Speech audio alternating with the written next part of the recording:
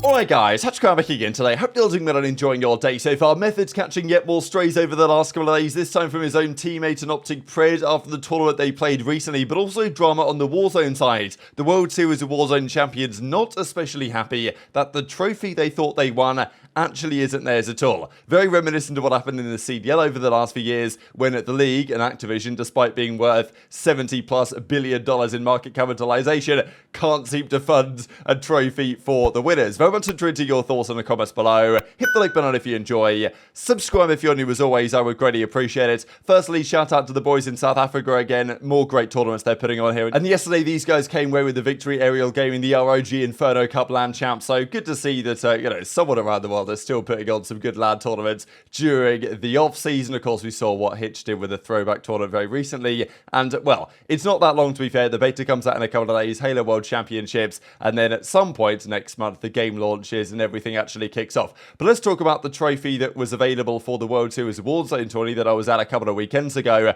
And aBeZy won the thing, right? It was the Skullface guy that won the solo YOLO 100k thing, but the team one was won by aBeZy's team, and very impressively so.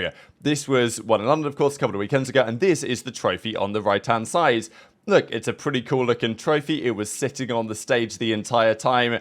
The belief was, this is the trophy. This is what they're playing for. And of course, they're playing for the money as well. But at the end of the day, the trophy is what the players want to win and want to lift. And we had this in the CDL a couple of years ago.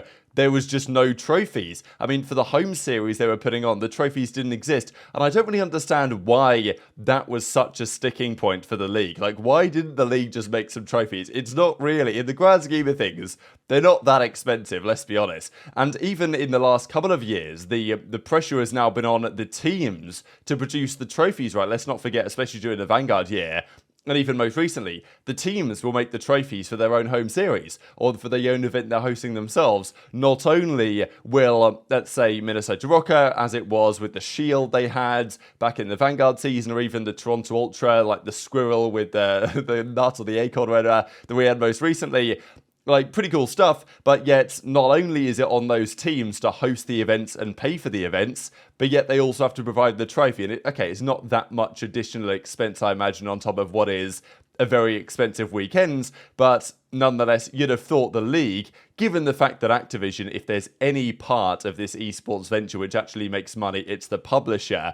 They can't seem to fork out a few hundred quid or a couple of grand for a nice trophy. So anyway, this was what looks like a trophy. And, I'm not exactly sure what it's made of. Not really sure how expensive this would be to produce. But it doesn't look, it's not made of gold, is it? You know what I mean? Like, it's not going to be breaking the bank exactly. And here are the boys that won with that trophy at the time.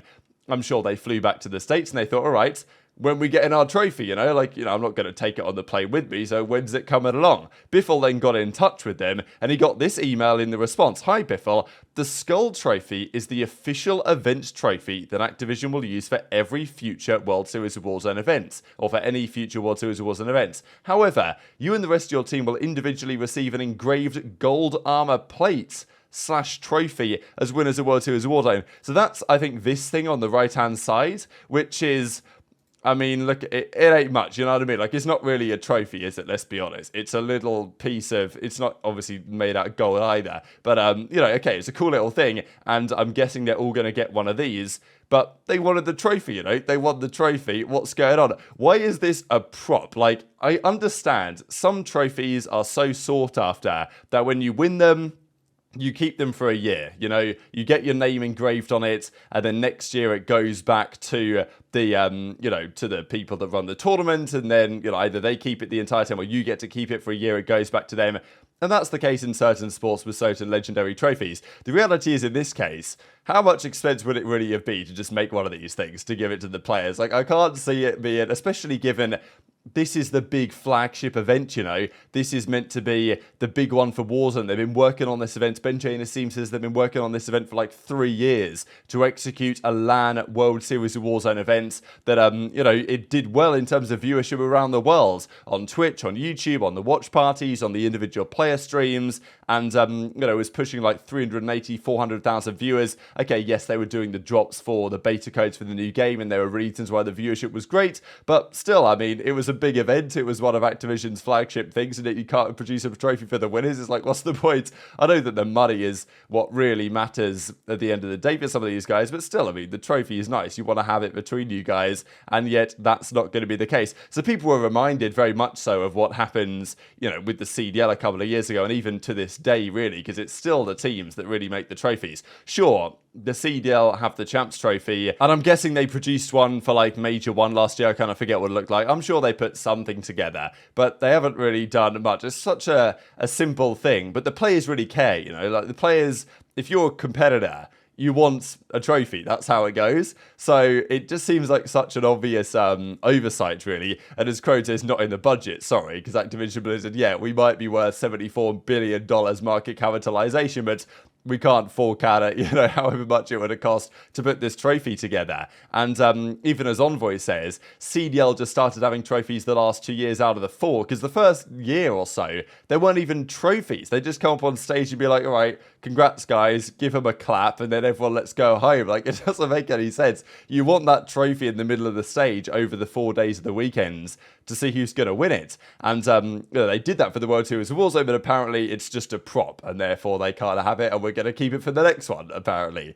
So, and this is the thing, right? Even to this day, really, the teams are still making their own trophies, because the CDL, if the CDL was to come up with the trophies, they would look pretty dull, and I get it why the teams do it, but I don't think that the CDL funds the teams to make their own design trophy ideas. It's cool that they can, but even there was the one for the New York event, right, with the crown or like the skull, and the CDL said, oh, it's a bit too, like, oh, we're not really sure if that design's going to go down well with the sponsors and all this stuff, and it's like, oh my god, here we go again. And then on this occasion, we actually do have a skull in their own trophy, so I don't even know, but you know, classic drama, to be honest, on the, you know, it's not even the CDL, but it's somewhat adjacent, absolutely. So let's talk about this whole Pred versus Methodz thing. We saw during the Black Ops 2 throwback tournament that for pretty much the first time ever, at least on LAN, Pred actually took down Methodz. This is pretty funny as well, I gotta say, with a couple of team kills coming in, because last year you guys remember how many team kills Ghosty would have on the rest of the OpTic guys, and already Shotzzy and Pred are getting ready to go here, right, because Pred launches this nade across the map, Pred gets taken down by it, and he's thinking, hang on a second, it's 2 in a row here, right? Obviously, Pred wasn't on OpTic last year, but I'm sure there are some recurring features. Now, during the OpTic podcast, actually, Pred was discussing the Black Ops 2 throwback tournament and how he'd finally taken down Methodz. And look, JurNii often is a bit of an easy target, I think, for some of the players and some of the roasts that come around the community. And Scump actually addresses maybe why that is, and Pred addresses why that is after he roasted him pretty hard and says, like, I can't believe it took me so long to beat JurNii. This guy is terrible. And then it goes on to say, well, he's not actually as bad as people say that he is, but still kind of, if I was JurNii listening to Pred, I'm like, I got to show you some respect, you know what I mean? Big Zin in the house, look at him. Finally beat that guy. Thank God. Yeah, You finally beat we him. smoked that. I don't know how I haven't beat him in my career. I got Wait, so bad. you've never beat him? Wow, so he's a good player on your ass. No, he's alright. He's okay. No, you can give him his props now. He's retired. Nah, yeah, he's not bad. He's not as bad as people sometimes give it to him, but Nah, he leans into people like the hate too much, and Yeah. that's why they run with it, because they they know they get a leans into reaction. it, and yeah, it's like me whenever they call me a part timer. It's like I give them the like why the f y'all calling me Yeah. this? So they keep calling me it Yeah. because it's like, you know what I'm saying? yeah. Yeah, look, the Like hour's I still took live. off yesterday because it was Iz's birthday Sunday. We were obviously playing in the Yes. tournament. Yeah.